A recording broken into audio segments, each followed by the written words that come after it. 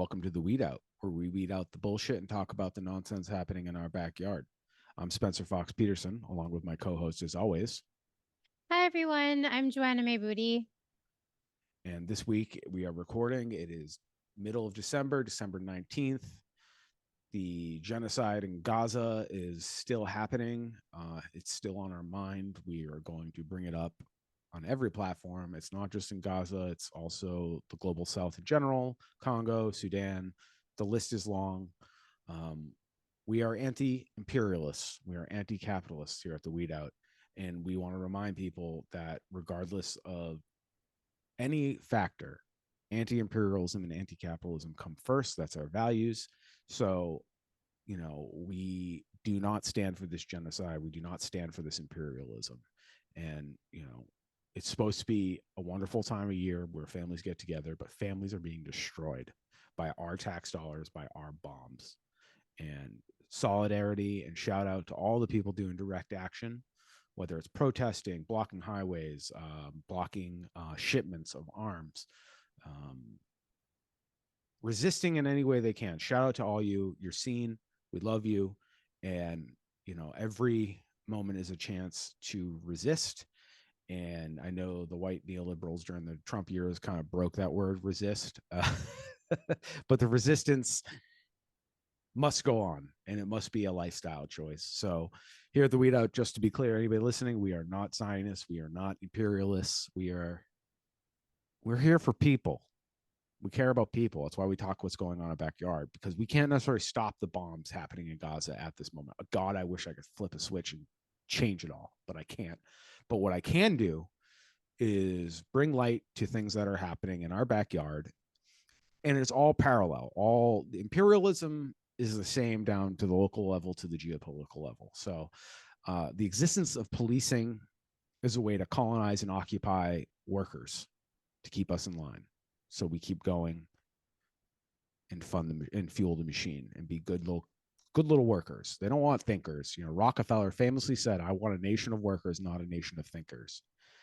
And you should be pissed when you read that quote, because he thinks of us nothing less than a bunch of ants. And here at the Weed Out, we just because they're dead doesn't mean we don't talk shit about them. So fuck Rockefeller. I said Rockefeller earlier, right?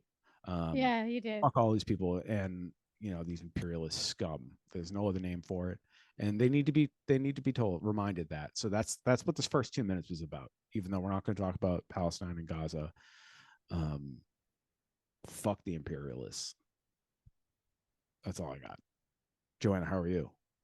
I'm doing well, in full agreement. Um, it's really sad that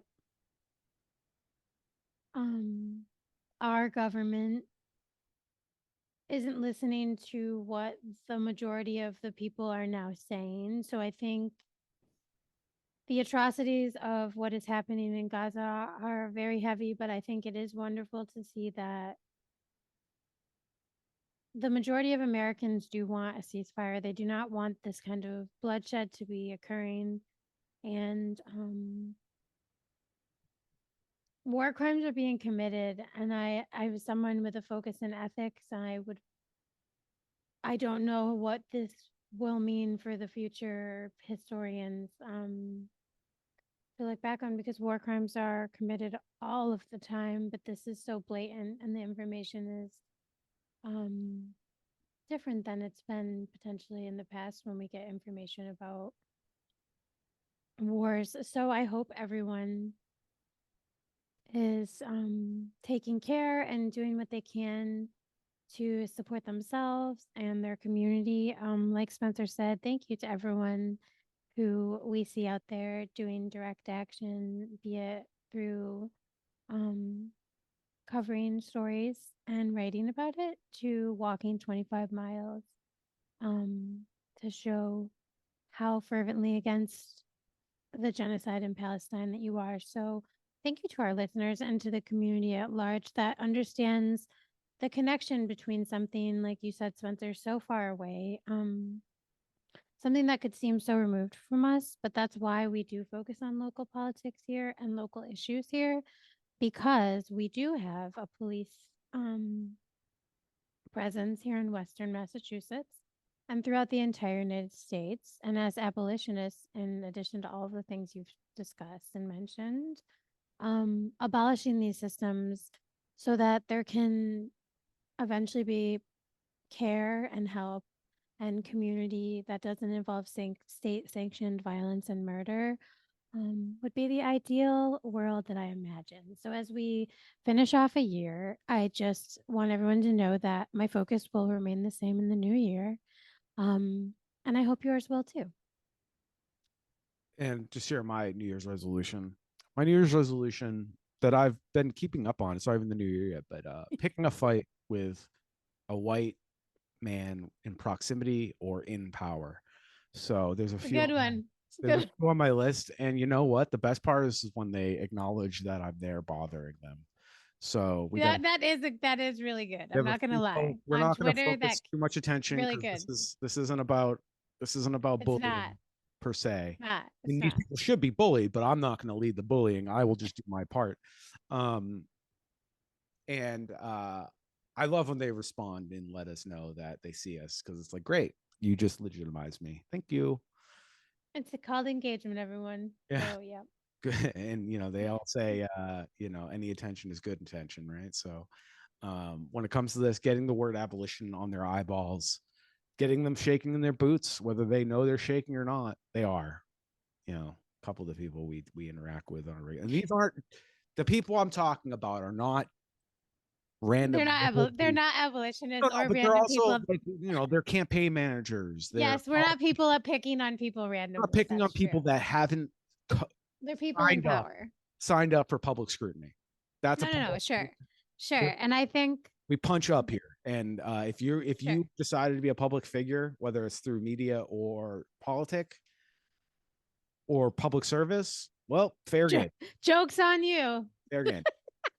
You And also have also more I power than me, well So that's true. That's true. even the director of the water department in Holyoke has more power than me. He just does. He directly affects he or they, he, she, they, whatever. They have so much more power, and we don't think about stuff like that. But these people are in positions of power, so they're open to scrutiny. So anytime I try to focus on white men because as a white man, I feel like it's my duty to get my people.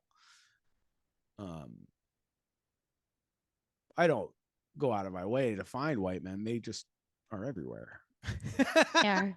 They're everywhere. All You guys are all over the place, all up in Democrat, everything. Republican, Independent, Up in communist. everything. There's white men everywhere fucking shit up, and Oh, um, and you guys don't really quiet down, you and they know? don't know how to deal with when another white man punches them back. They don't understand. They don't know what to do. They get flabbergasted. And you goat them into doing stupid shit, saying stupid shit, um, because they're not used to being pushed back on. So that's my New That's Year's true. resolution, and I'm proud to say I'm already doing it, and it's working for me. And it's a good I'm outlet, happy for you. a great outlet, Congratulations. great outlet. That's great. I'm so glad. I don't have resolutions. So I want everyone to know mine is just, I don't have a resolution, but I was just saying I'll stay on the course, per usual. But if people do resolutions, have at it. I know this time of year is difficult for people. So if that's something that is something you do, that's fantastic. If that stresses you out, we don't care. Like we want you to just get through to the new year. And I just want everyone to know we'll be here doing the same um not the same, but we'll have the same focus and we'll be doing similar work in the next year because I think there are so many things that even though we have or now we're at are we at 55 is this 56 episode? 56. Yeah, so this is our 56th episode and I just think it's very apparent to me and I think our audience would agree that there are stories every day that we could cover. There are people out there, there are investigative journalists doing work.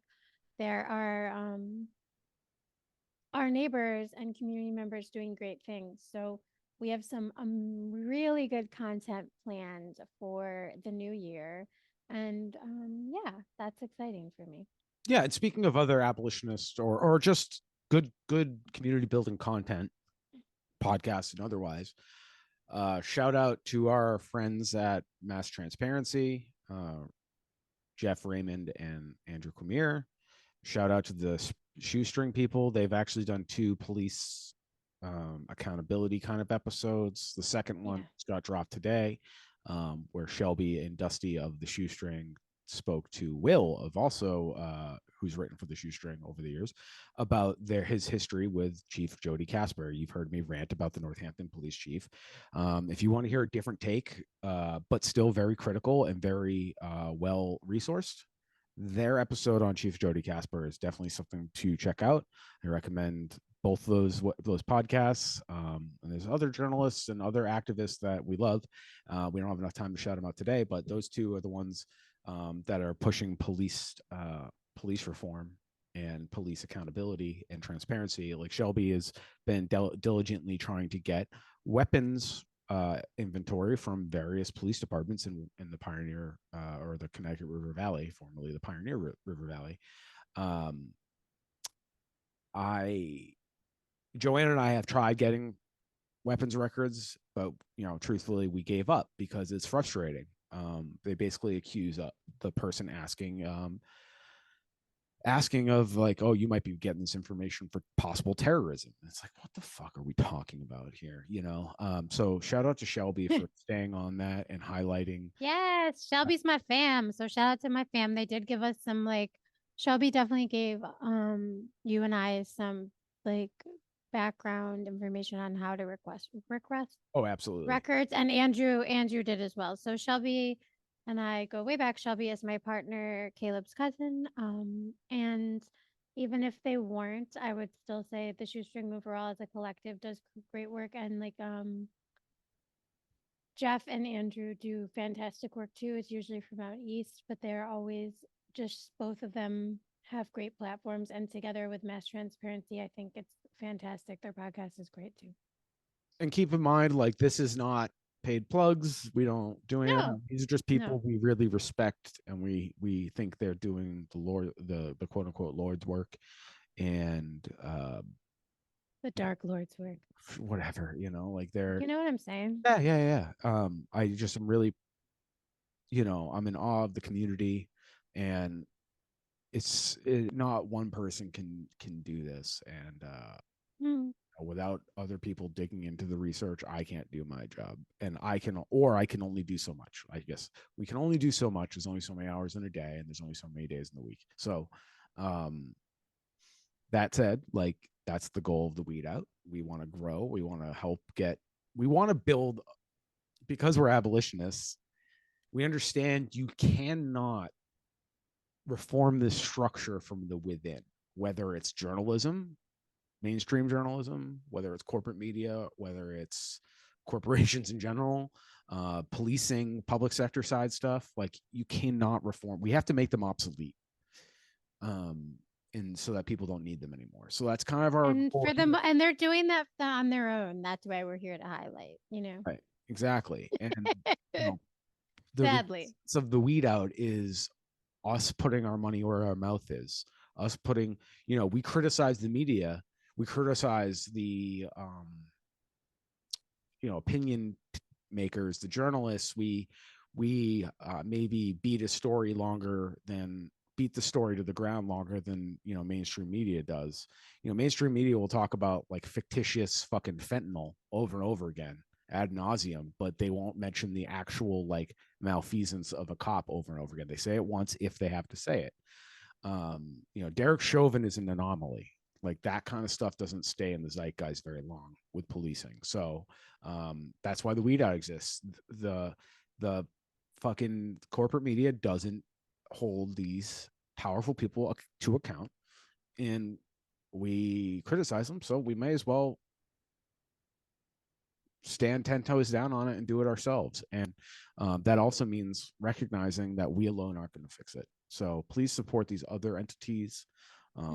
We do this for now, Joanna and I are doing this as, our post work curriculars. Like, this isn't a vanity project. We don't have any money. We fucking workers, man. But we do have voices. We do have lots of thoughts. We have the ability to mass communicate. We know we've built social media platforms before for other people and for ourselves. Not to just to understand, so the listeners know where we're coming from. So this is the end of the year kind of wrap up in a way. So just kind of remind everybody where we're coming from, where we're going, and trying to break that whole mindset of like, are you making money? How are you paying the bills? Well, yeah, bills need to be paid, websites need to be paid for, but we would love your money for that. But at the same time, we're going to keep doing this either way, no matter what. Like, this is our duty. Like, our duty is to build something different that makes the existing structure that's holding us down obsolete. So that's the goal. And that's the goal of these other organizations and groups of writers and journalists and podcasters now. So shout out to Shelby for being a podcaster. Shout out to Dusty and Shelby. I think that this has been their inaugural couple podcasts. So hopefully they stick with it and they like it. If not, totally understandable. Writing is different than podcasting. And I definitely feel a lot more comfortable podcasting than I do writing, just personally. Joanna's probably a mix of both. Everybody's different, I right? am a mix How do you of feel both. about what do you feel about podcasting versus writing? I'm a mix of both, like you said. So as a person who's performed since I was 3 years old and like been in front of a microphone on a stage, I and still have stage fright to this day if I teach. I think it's hard. It was at harder at first, and now it becomes more fluid because we're very consistent. Platform and we have a conversationalist style between us and with our guests. So I think for me that works in terms of writing. As you know, I've been an adjunct faculty member for technical writing, so for dissertations, theses. So like journalistic writing is actually a little harder for me, and I usually have to talk to you or my partner Caleb um, to help me with writing like that. But I still feel confident as a writer. So in the future, to all of our listeners who know us and love us, I do hope to do more investigative writing for the platform too. But like Spencer said, this is a side project beyond our full time jobs and life. So we do what we can. And thank you so much for listening and supporting me, especially to my friends and loved ones. And those I haven't met yet too. Hopefully we can even do like get together sometime. But I love our core audience that we have at this point. And please, anyone, let us know if there's something we should cover coming out in the new year. Hit us up at theweedout@gmail.com. We would love to hear from you. And if you feel more comfortable to hitting us up on social media, we check the DMs pretty regularly, so that's cool too. Yeah, we do. Email is preferred just for organizational purposes. Yeah, but whatever works. You Whatever never works know for who you, you'll we'll make it get. happen.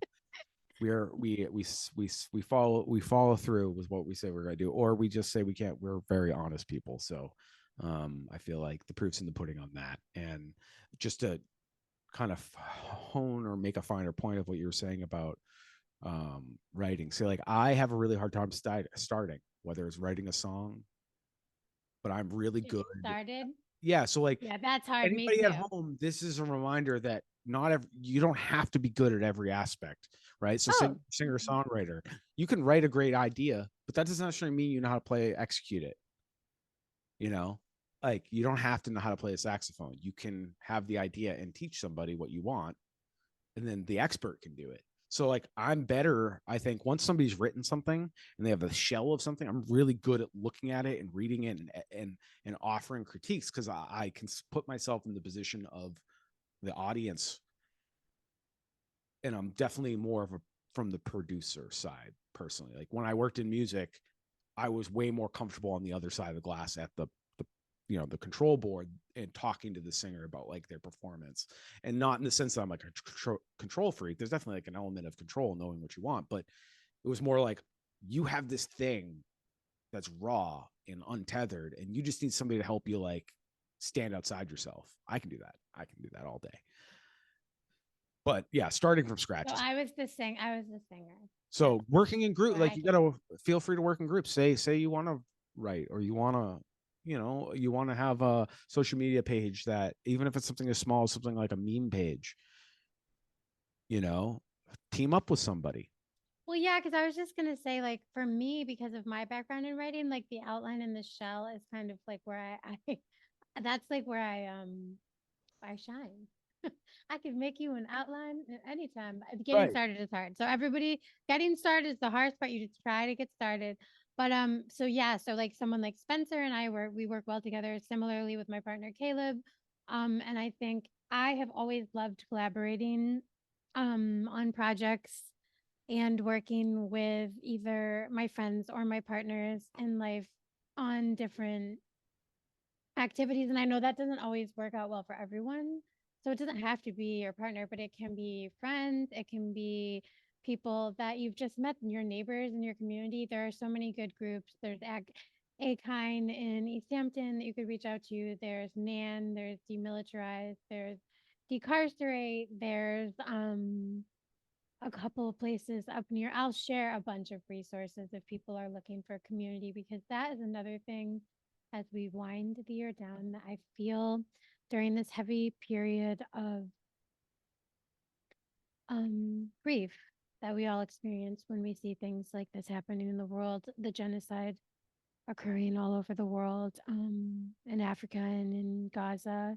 And And here I in think, America, and let's here not in forget the America, genocide of the Native Americans is ongoing.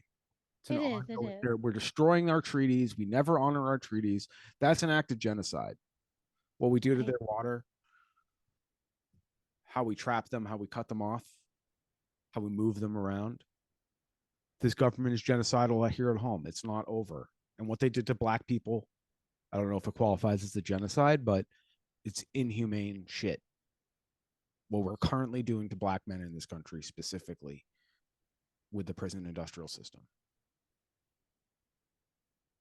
And that's why we're here at the meetup. And I know not everybody's like gonna want to dive into that content. So even if you listen just to be informed, or you just want to hear somebody else's, there's some other aspect in this world that you can participate in. It doesn't have to be police abolition or prison abolition.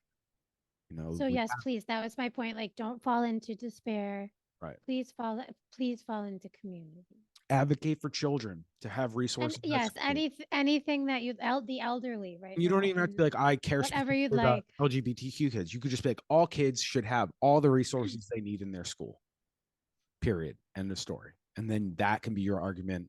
Well, if you're looking for money, the police department over there, it seems to be burning a lot of it, because that's really the reality. We give most of our money to militarized occupational forces, and that we say that word very purposely. So speaking of occupational forces, the meat of this episode is going to be about fascist rituals. All right. So if you're listening to Massachusetts in the last 2 weeks, you have to have heard about Have to. Waltham police officer Paul Tracy was on detail and hit by a driver, presumably fleeing another crime. So there's that fun element. But so an officer died simply on the side of the road, but also a service worker, a national grid worker, So was had also. he pulled someone over, or he was like Oh, he was like guarding, he was doing the like a traffic he detail was the type human thing? traffic cone situation, and Right. so this person, I don't even care. Like, it's probably not great with this person why they were driving erratically. I think I read Yeah. something. I mean, for me, it Suspicion scares is me they just were. because please, everyone drive All normally. the Do information not. is coming from the police, by the way. So Right. Of let's course. But take they this did all with a kill a grain of salt. civilian. A civilian was killed too. So this is my point with the occupation stuff. So a tragedy that happened. All the articles, if you were on Mass Live, WWLP or WCVB Boston or Boston Herald, Boston Globe, it was all about the officer, officer, officer, officer. And then 7th paragraph in, it would say something about the national grid worker, a black man, worker. I'm sorry, he's more valuable to the precious system because he's literally fixing the power grid, which nothing can happen without. The economy, the police are powerless without electricity. These fucking high school fucking failures can't do shit without their little toys, which are powered. No, it's super sad too. Like, he's 36 years old. He's out there. Me, you're I more mean, likely yeah, to die as a 36-year-old service worker driving a truck or working on the side of the road. You are far more likely. Cop is the 20th most dangerous profession per capita. Yeah. So like this guy's job's definitely more like if he's working the national grid, he was already in a more dangerous position. And the reason we're bringing this up, it's also just disgusting propaganda, focusing on the police, focusing on the police. Listen, this dude's got bennies. He's got life insurance. He's fine. Their union is strong. His family's going to be made whole. They may have to jump through some hoops. I'm not saying it's going to be easy for them, right? Well, it's just the coverage, like how many stories are just focusing But on the him. the Is the what we're pointing GoFundMes out. that pop up Yes, and how they're and trying to all this get shit, rid and of it's his like, family. meanwhile, no mention of this worker who's probably making $70,000 a year as a highly trained guy that goes out in all weather to fix your power lines. More often, people like him die on the job than the cop. It just happens to be at the same time, and there's no focus on the worker. So right there, mass media, community, corporate media, no gives a fuck about us plebeians, us fucking peasants. None. Your seventh paragraph mention, right? And of course, when you go online, a lot of humans, individuals, bring this up. I'm not alone. Like, what the fuck? Why aren't they talking about the worker? And not even to say like the cop shouldn't be. I mean, I wouldn't mention it, but that's me. I understand he's a human being too, and he died needlessly. It didn't need to happen.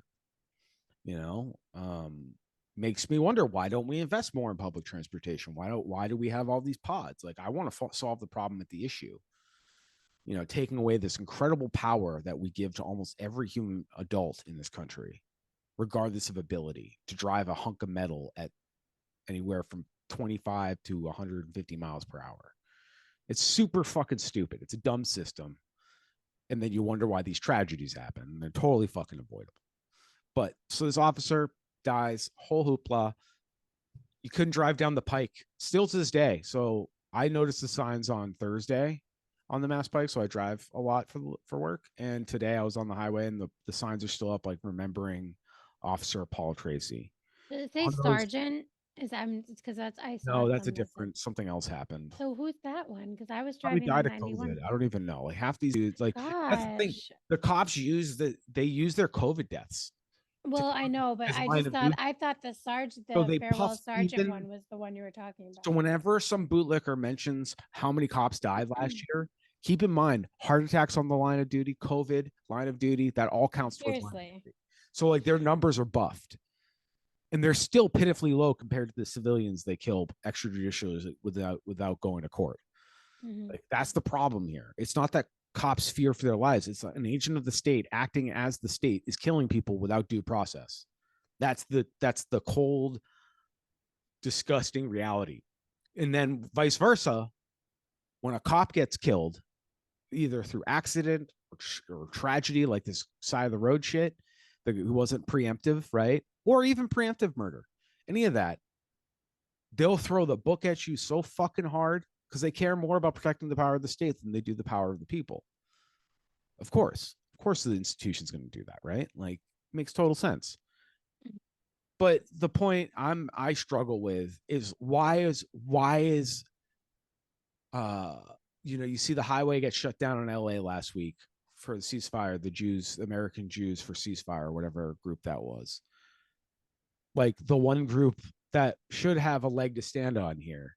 People are villainizing them. People are saying, politicians saying like they should be, this is terrorism, all this shit, right? Discussing Democrats too. It's not just Republican.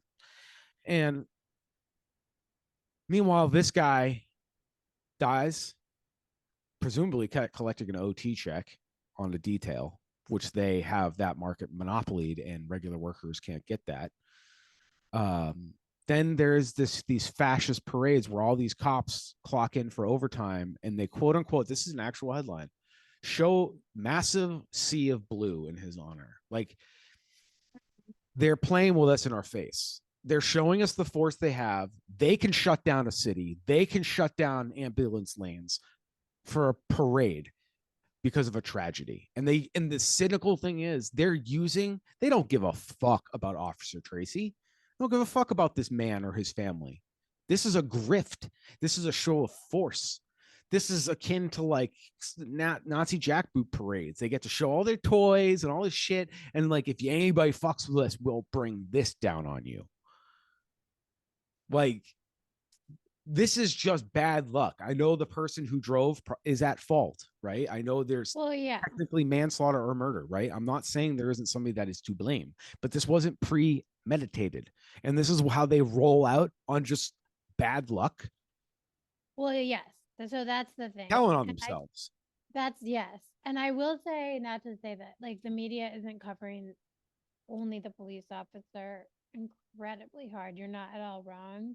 But if you do type in Waltham, Mass, the Herald, so like more local. Oh no, the Herald's covering him. Sorry.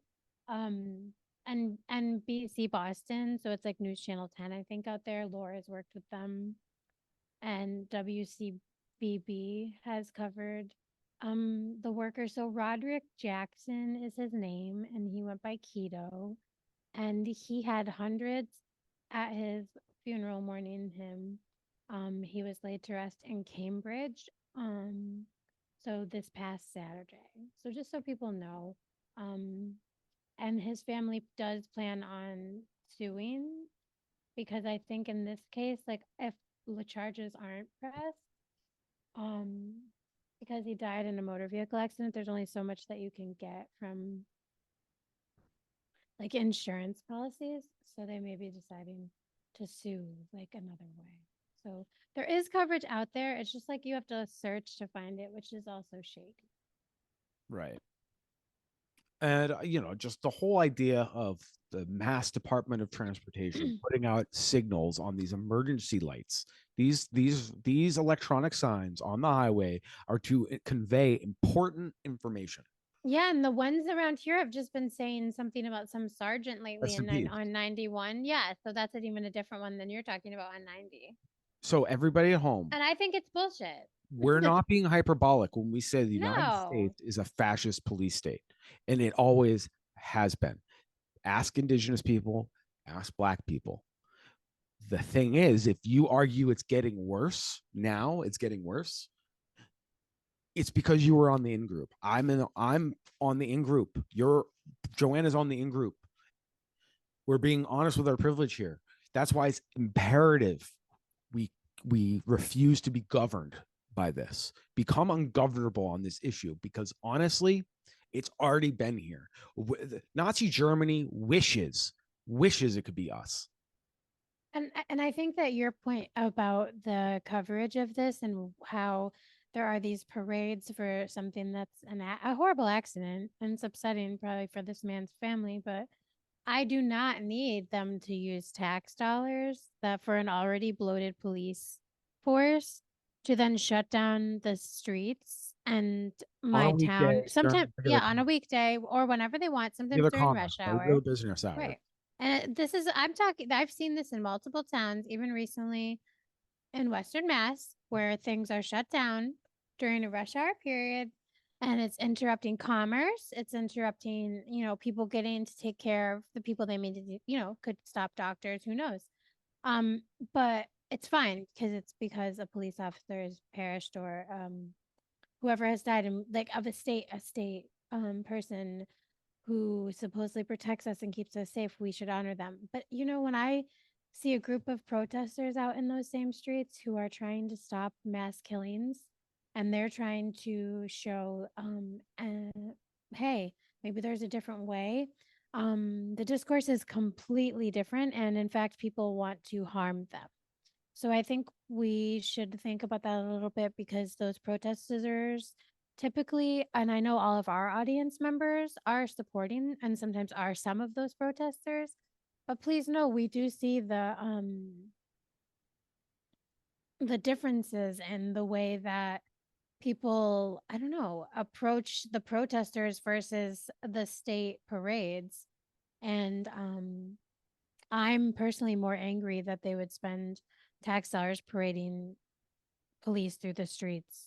And I would much prefer protesters having the right to their freedom of speech. And when you're standing up for something like others people's lives, I understand why you maybe stop traffic to get people's attention. I don't think that should be considered any more disruptive than Bring what the the same police energy. do. You're gonna What be the mad. police do. They're gonna be mad about ambulances and fire trucks being blocked because there's a Be genocide. mad about the police Be mad parades. about the police Yeah. parades. Be actually mad. Yeah. Because Yeah. there's hundreds of thousands of people being murdered every day in the global south, Mhm. and slowly murdered or directly murdered here in the United States, whether it's through the prison system, through debt, through the shitty healthcare system. It's all torture. It's all bad, and it's all inhumane. So bring the same energy and call to task your loved ones that bring the energy for this, but not that. And Yes. the thing that why I get so angry about cops is how disgusting I find the logic. So this is straight out of, this is why I call them an occupying army as well, because this is a hearts and minds campaign. They are constantly in a hearts and minds campaign, which occupational forces do. This is like when you see the US forces giving candy to Iraqi kids and playing soccer with them, taking a couple hours off killing their fathers, you know? And then one of their brothers dies, and they use his dead body as PR to get OT at the very least. They're all clocked in and getting overtime and scamming that system. They're not there out of the goodness of their heart. They're getting paid, right? Meanwhile, every cop is in goddamn down, and I don't believe cops actually prevent crime, but like if they prevent a crime, why are they telling everybody they're not going to be working for the next 3 hours? But regardless, to use your comrade, your dead brother, to get OT or sympathy for when the next controversy happens, you can wheel out your dead brother's picture. Or the next time a contract comes up to oh, you can't have regular flaggers because this is a dangerous gob looking. It's like, yeah, his bulletproof vest and fucking tank didn't save him, you idiot. Maybe we got to rethink about how we do construction, or maybe rethink transportation. What does this have to do with anything, you fucking fascist fuck? So we live in an occupied land. And again, if you're white, you don't feel it. And it maybe feel like it's encroaching on us because it is. That's why it's important, Joanne and I find it important to put our name on the record now. So if it does get worse, I'm not afraid to fucking stand 10 toes down on this. And I'm not going to say like, oh, I just joined this fad, or even run away from it and try to pretend like, oh, yeah, that was my youth. No, this is Well, wrong. and also I think it's good to remember that to deconstruct white supremacy within ourselves, it's okay for you to be uncomfortable. I have to work on this. I think everyone who is white has to. We're, like Spencer said, we're not used to being targeted or being made to feel uncomfortable. Sit with that and do what you need to do, take action, but it's okay if we're uncomfortable sometimes. It helps. It's not a good thing, but it's our brothers and sisters who are not white have been uncomfortable for a really long time, And to say the least. the sneaky, like, Uno reverse of white supremacy is you have to Yes, be really careful with feeling sorry for yourself, because right to comfort is a tenet tenet of white of white supremacy. supremacy. And Yes. it's like, yeah, like, well, I know everybody's been traumatized, but I was specifically traumatized this time by this protest. So it's like, well, black people have been traumatized systemically. So shut the fuck up, white person. Like, Right. And that's why I'm sharing this, be because for careful about me, feeling bad for yourself, because yes, that and also, that's why I'm sharing this. yeah. Yes. Because I think it's hard. I don't think you shouldn't feel bad for yourself, because that you can have things happen that make you, you know, feel upset about it. But when you fall into the pattern of thinking you have the right to comfort, specifically, like you said, Spencer, it's like, it has been ingrained to most of us white people since we were little ones, especially if you were raised in a religious, It is logical. um, yeah, Everybody's it makes total sense. Like, you should be able to be comfortable, but not everyone is able to be comfortable. there's no comfort. No, It doesn't give there's no context to the greater world. exactly, Very and like myopic, there's individualistic. And there's so many people that are not comfortable already. So it's just something that we definitely think about here at the Weed Out when we're, The thinking and reason we talk about white supremacy and try to educate our fellow white people about it, um, because it's not black people and brown people's job. no, that too. The sad thing is the black community knows a lot more about us than we know about us. That is a reality. They clock us from a fucking mile away, and I don't like it makes total sense. They've had to learn us. We don't have like when you're on top, you don't have to look for your weaknesses. You don't have to like self-analyze. You don't have to break down every interaction that you had out of fear that maybe you'll get retaliated against by men in white hoods in the middle of the night that you won't be able to identify. So Well, in present day, it means that you don't have to, you can't act angry because you're a woman. So, like, a lot of my black friends who are women tell me all the time, like, I'm not going to react that way, Joanna, and I appreciate you doing that for me. If I get up angry for them, because it happens. If I see something and I'm in the same room with someone I love, I don't care what color it is, but especially a black person, like Spencer said, I'm going to say something. And I've had multiple black friends tell me, black women, that they are so thankful that they didn't have to become angry at all because they're just consistently. That's a way to like detract from their messaging, just calling them a angry black woman. And I'm sorry, but they have every right to be angry. So if you never do that, never ever ever do that.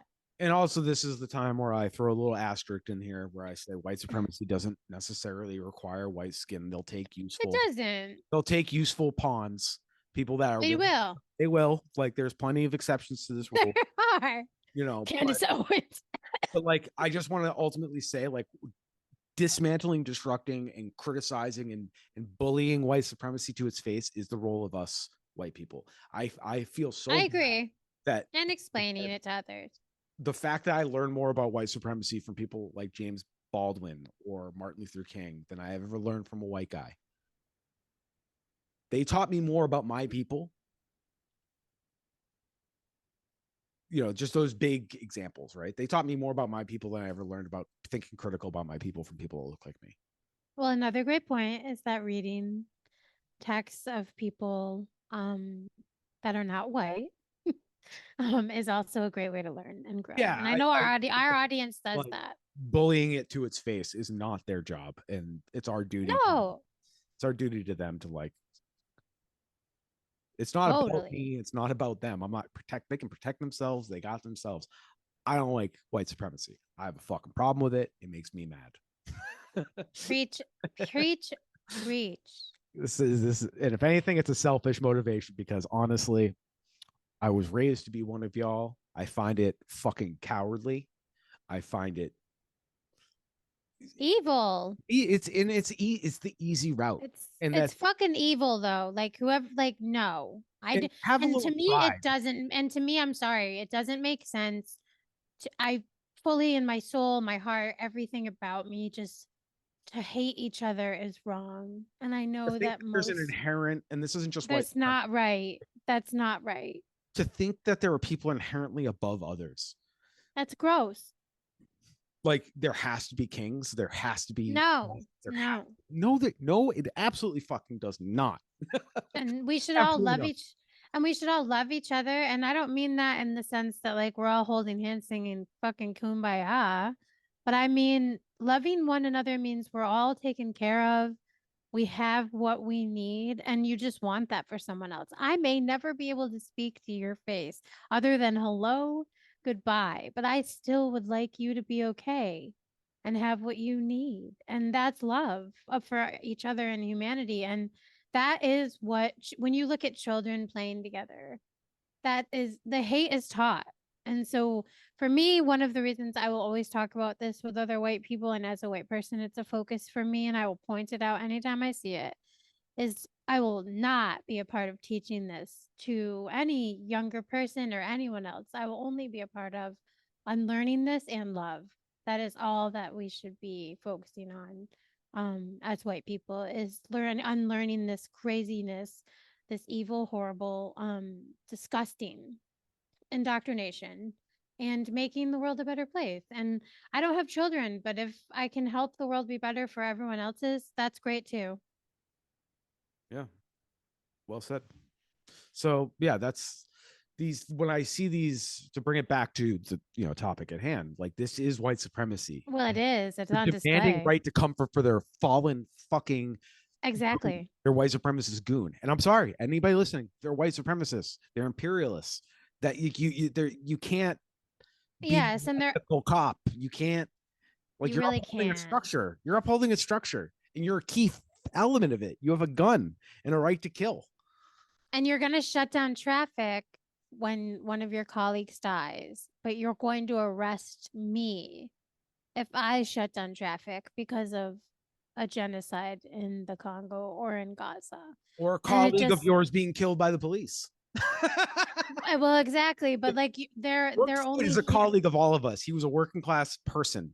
Well, that's true. That's So true. Michael Brown is a colleague of ours. Like, I'm sorry. Like, And like personally, I wouldn't I and I just want to put this on the record. Like I'm unique about this. Like I don't want to have a parade for all of our deaths. Like I don't think we should equally get like I just think no parade.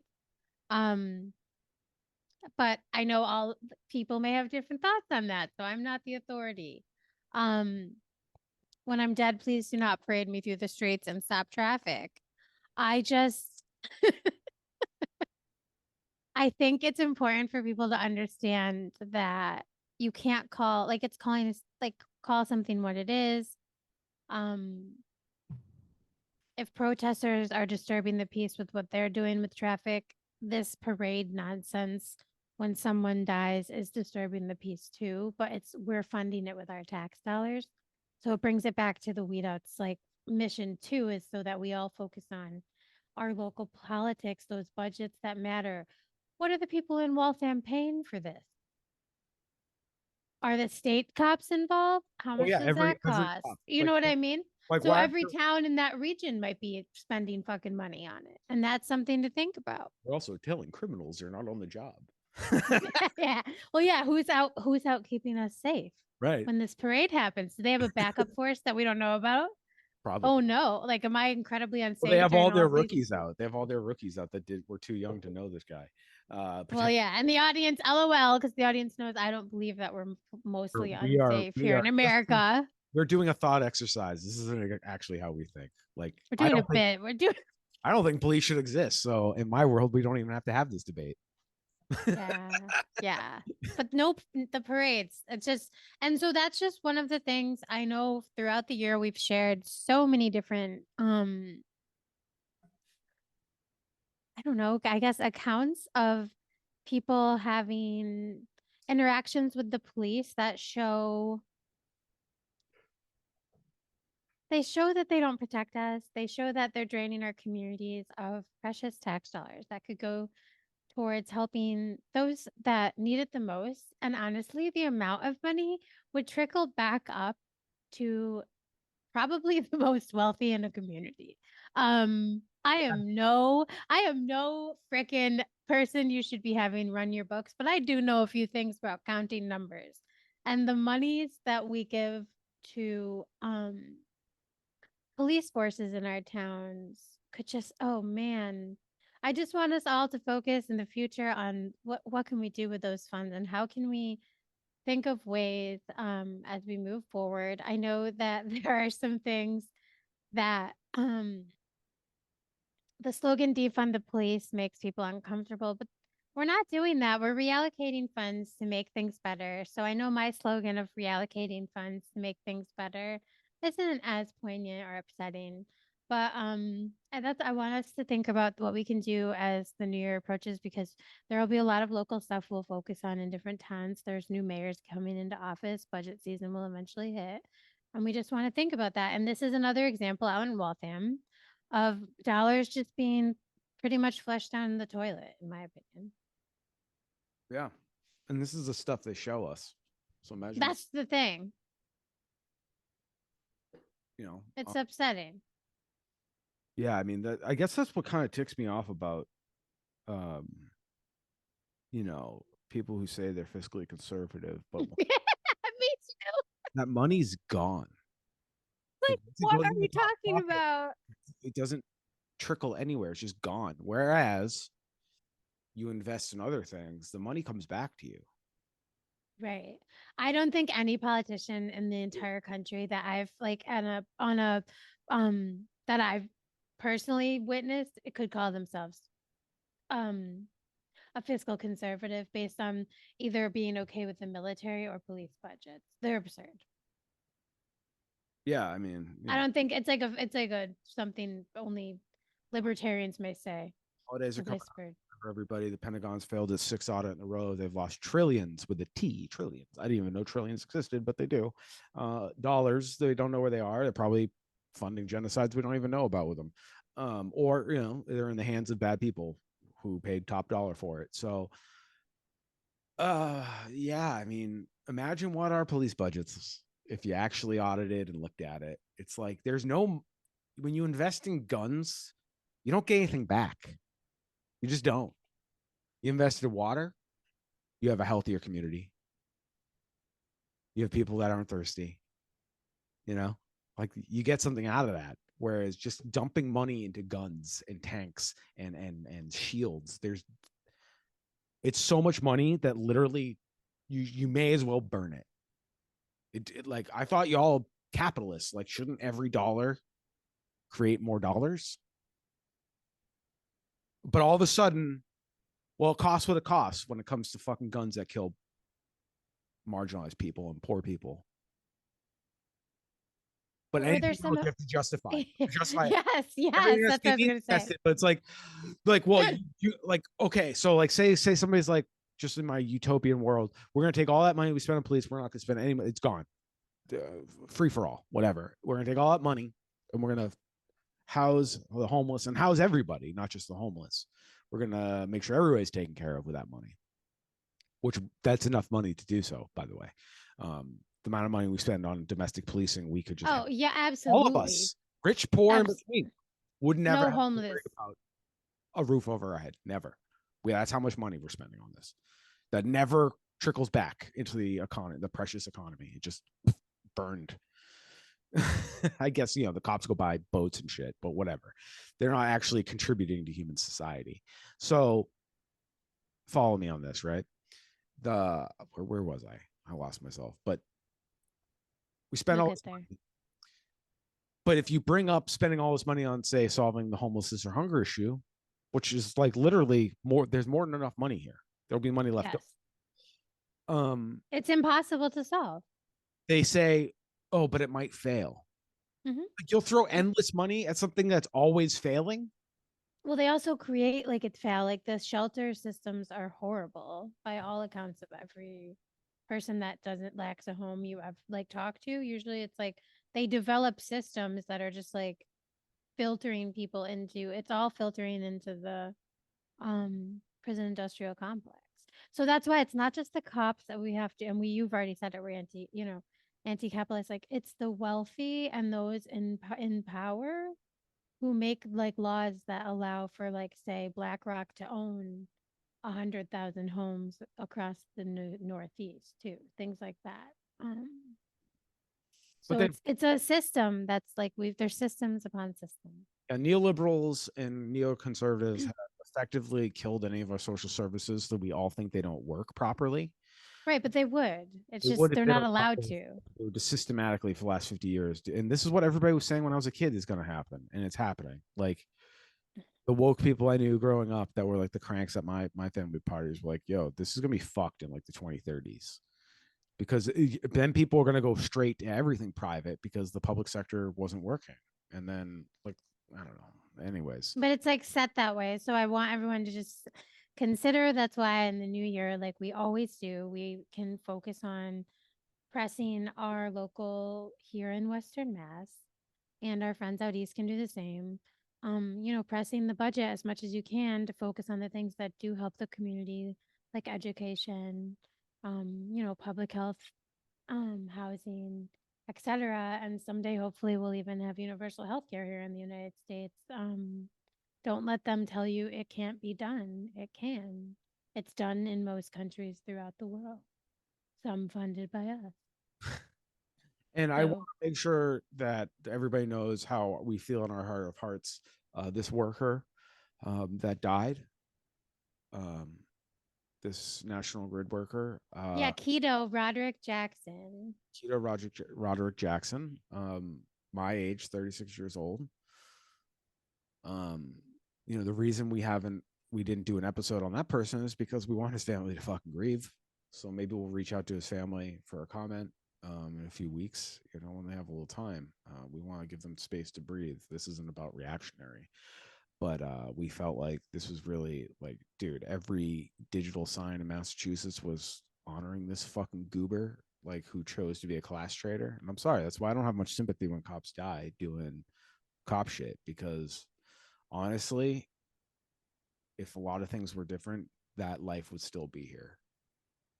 But he chose to oppress and occupy his own community and his own fucking class comrades because he has no class consciousness. And, no sympathy. I feel bad for your family, I guess, but, I don't know. I feel heartbroken for the National Grid keto worker keto, because that's me. you know, like It could be any of us. It's really sad. the road for my job, like that's me. Right. Or it could be me hitting somebody. It could also be me, because our system is so stupid and we have pods driving around everywhere and chaotic human beings being chaotic human beings with capitalist pressures on their minds, getting from point A to point B, having to communicate with so and so here, and it needs to be done now. I also need to pick up the fucking dry cleaning, just like the rush that everybody's in. It's like no wonder crazy shit happens on the roads and these vehicles that drive speeds, and they're missiles, man. They are. Let's But realize the this power. a reminder for everyone to drive safely.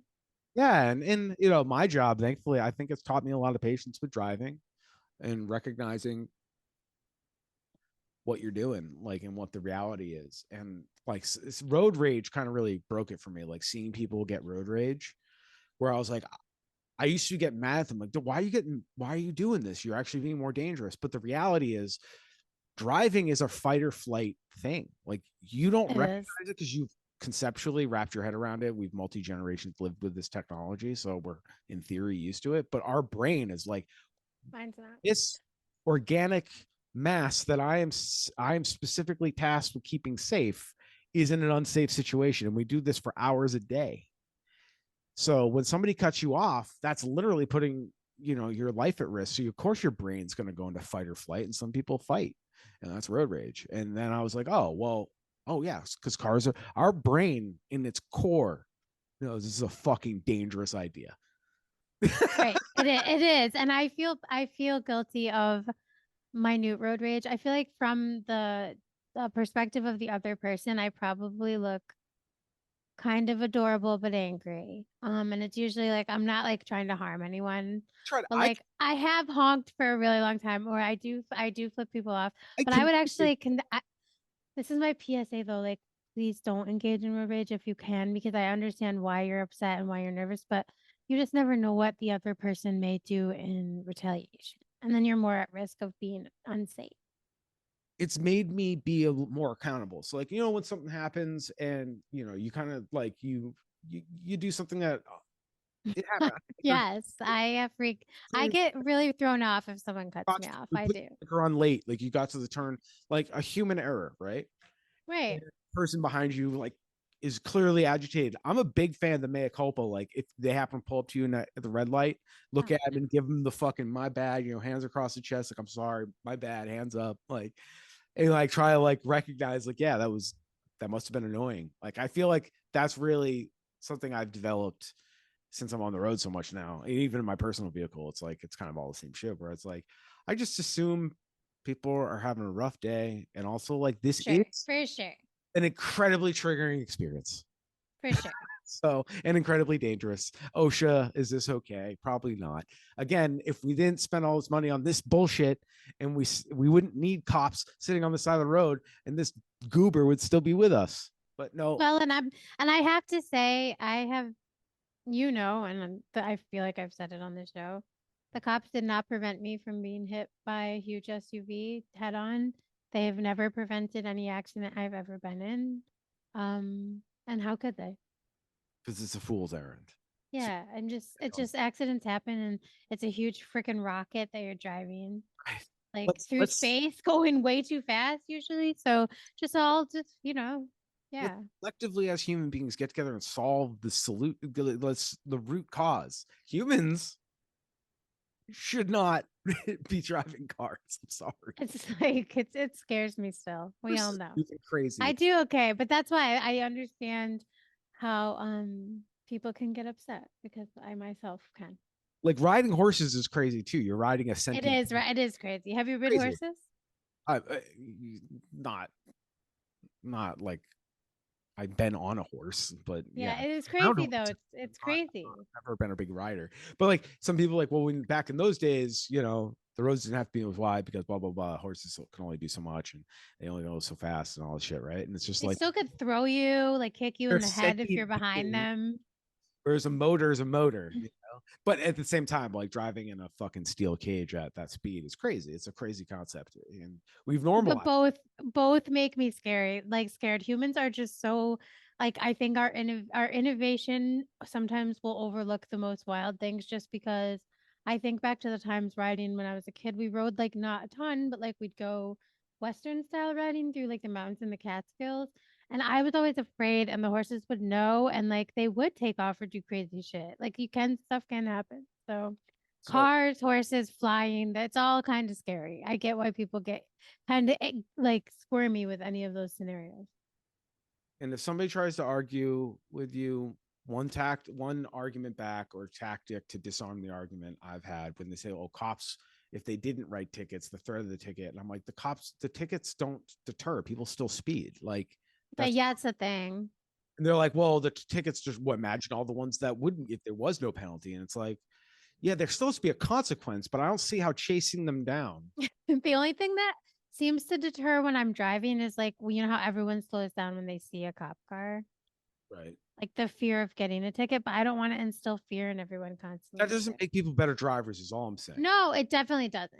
It definitely doesn't. It's just like when you grow up in a repressive household. It teaches you how to lie, teaches you how to hide. Well, that's what I'm saying. They just slow down when the cops present. Doesn't solve the root issue. I'm not saying No, speeding is good. So that's the I know. I know that. I no, know no, no, that. I'm saying that's the thought process. Somebody that's even like somebody that doesn't like police brutality and doesn't, they just like, well, what? How else do you do it? And I understand. I don't have a great solution. I think you gotta maybe we have to divest from cars and find another way. Well, yeah, like ultimately we would have already like we wouldn't have given a so like I love the bike trails all over the state. I think they're fantastic. But my partner and I were talking once and he brought up like those were railroads at one time that connected us like at a local level to towns and like places surrounding us. And it's just like so the bike paths, I don't so for me it's kind of like instead of keeping those Gilded Age like railroads up in place so that the wealthy could travel from, Northampton to Hartford for the day, it was much more localized. Like we could have gone regionally all over. Think of where our bike trails are. So like that part makes me like, I'm like, why did we decide to do bike trails and not keep regional rail? Because You as know, someone who's been able to use public transportation in major cities, it is awesome. rubber lobby. But I'm just saying, you know what I mean? It sucks. I know the Probably, but cars and literally there's because bikes use rubber. So well, and I guess, it's probably expensive to keep I'm asphalt. sure it is expensive to keep regional railroads going, and our money goes a lot to other things. Well, like So we were saying in previous episodes, like when you own your internet infrastructure, it ultimately is cheaper, and you're more likely to long term, invest in it yeah. because you own it. Like if a town owns their power source, hopefully if they're being managed correctly, they're investing because it's not a lease. It's not like, oh, we can just fire this and get another company to come in to provide that service. Like if you're doing it yourself, you can invest in the infrastructure and set yourself up for the long run. So, as communities, we need to invest in that. But this is the problem with profit motive, man. Like the railroads wanted to make money and they couldn't. How dare it be effective and break even or even lose money? Right. They are trying to extend right now Amtrak service east to west or along Route 2. And so honestly, I do really hope that happens because you could technically maybe go from like Boston to North Adams by rail. And like where I live, I could drive to Wachusett and like take the rail into Boston. So I think any extensions of the railroads that exist in our communities, we should push for. Um, that is a way for us to, and buses in our towns and cities are often really underfunded. And sometimes people can't, like, I've talked to many people in the community of like Hadley, Emerson, Northampton when I lived there. And they couldn't, we would use the bus system there more frequently because it did run more during school hours. So it was like focused on the UMass and like five college like schedule. But for working people, sometimes it's during those non-school times that doesn't serve them well in terms of getting them to and from work. So they would spend like for them like a lot of money getting one way or the other just to get to work. So I think investing in all of those things, yeah, even if it's just a little bit at a time, is a good thing. Reallocating those funds. Just so if anybody at home is wondering why we always we're neurodivergent people. So if trains are, Trains, planes, and automobiles. I wouldn't say it's a hyperfixation for us, but we both think about trains a lot, and that's We, um, we do.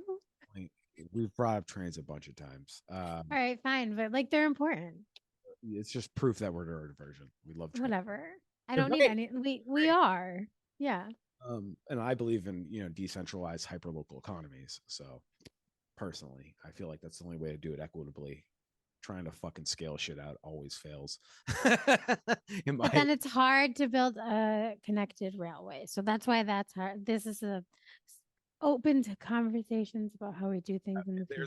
there's a whole ecosystem thing we have to be concerned about, and marginalized communities, making sure they're served and or not destroyed. Like when they built the highway system, it's an incredibly racist Oh system. God.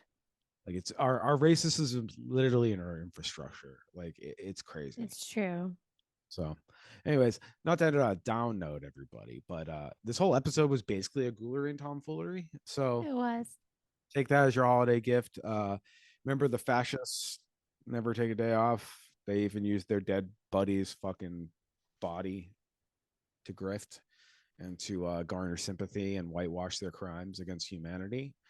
And I mean that with my whole chest. I believe I have utter disdain for class traitors, um, and especially the ones that claim ignorance. Because if you're an open minded person, you would listen to people saying, hey, man, you shouldn't become a cop. Like every cop somebody had a conversation with that guy before he became a cop. Because the effects of bad policing and bad judicial system has touched everybody in this country. And you're always going to know at least one person that was directly harmed. I guarantee you, every cop, there's before they become a cop, there's one person, even if 99% of the people around them are like all about them being a cop, there's going to be one person like, don't do it. So listen to that person. I guess anybody that's considering being a future cop, don't do it. That's my advice for everybody. If it feels like being a cop, don't do it. Yeah, that's fair. That's fair, even if it feels like it. Anyways, my hyper focus is police. I don't like guys with guns acting like they're tough guys when they're doing occupying forces with unarmed civilians. We are the unarmed civilians. They're occupying us. They're especially occupying the indigenous and black populations and the non-in group. I don't know, like trans women. Like being a white woman gets you a lot, but you can still be a target for the police. Unfortunately, they yeah, not good stuff. See the Sandra Birchmore episode if you're curious. An example of cops being awful to well, white women. Like they do really fucked up shit to every community with less power than white men. So that's my mission here, and that's the end of 2024 for us. That this Wait, whole 2023. getting ahead of myself. Sorry. Yeah, don't age me. here's hoping that 2024 isn't worse than 2023. Let's say that. Like, I don't think it can get much worse, but everybody, thank you for tuning in. And sorry, it's like we've been giggling this episode, so I don't know. I feel a little weird ending it on the Well, I have something to say. I disaster. think I would like everyone to remember the war on Christmas. If you're speaking to someone who thinks that's happening, remember it is. Let them know that and tell them to please, contact me directly and I'll fight with them about how much there is a war on Christmas. And just try to keep yourself laughing and get through the season as well as you can. I know it's a hard one, but like Spence said, I think there is so much good that can come in 2024 because it has been such a hard year. And that gives us something to look forward to. Don't you Absolutely. think? And to Yeah. jump on the Warren Christmas thought, I will gladly. I'm in neither camp. I don't give a fuck. I just think it's funny to upset like religious So people. I reached out to the people that think there's a war on Christmas versus the people that actually Oh god. Christmas, like Joanna apparently. Um, It's a single war probably just to no, I anger think the a lot Christian of right. think there are a lot of people that are actively trying to have a war on Christmas back because when you wish something, it does come true. Which the Yeah, evangelicals, stop whining so hard because now I'm appeared. actionary Christians, if you keep saying something's happening, it's eventually going to happen. Like, Like I only write it as Xmas. I've never used Christ as Christmas since like 2018 because it will incite people. oh, really? And it's so funny. Oh my gosh. It's the funniest thing, everyone. So Xmas. So Happy Xmas. I happen to like eating and spending time with my family. So I would like this war on Christmas to end and we come to a peace accord. But Well, just I like to know, eat and spend time. no, I know you do. I think Oh, I haven't declared a side on the war on Christmas. I'm kind of like, why do fair, you fair. care Christians? I guess is really the side I'm on. Like, I find you, I find your side humorous and cheeky. Like, that's fun. Thank you. That's what it's supposed to be. Not That's at what all the holidays upsetting. is supposed to be. It's It's not supposed to be, supposed to be upsetting. It's just funny. supposed to be fun. Uh, so that's maybe my bias there. But if y'all just keep in mind, It's I am gonna have to ask Christians to stop spending so much money on stupid shit that doesn't Christmas. I'm all but I love the idea of gift giving. I hate that it's all like Christmas has been totally saturated with consumerism as opposed to yes.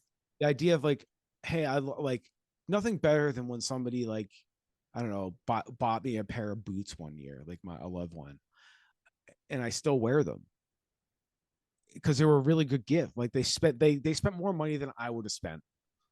They treated me to something and it meant something. And yes, they bought a commercial item, but like, yeah, just like all these knickknacks and stupid bullshit. I like, I know the decorations and stuff are supposed to be fun, but I get itchy about it. So it's like it's so wasteful. Like what all that like copper inside those wires, like what are we doing? Just I don't know. And then knowing how many people just throw that shit out while it still works, like just that shit It's gets a on. lot. It's a I'm proud lot. of the war on Christmas, maybe for different reasons, but I will gladly negotiate peace accords. I want there to be a joyous holiday where we can all shut the fuck up and eat, but also like I'm not going to tolerate genocide. So I don't break bread with people that will. yeah, exactly. So I guess that's another sticking point. But at the very least, we can end open hostilities. Y'all can just keep your Christ to yourself, and we'll That's how I feel.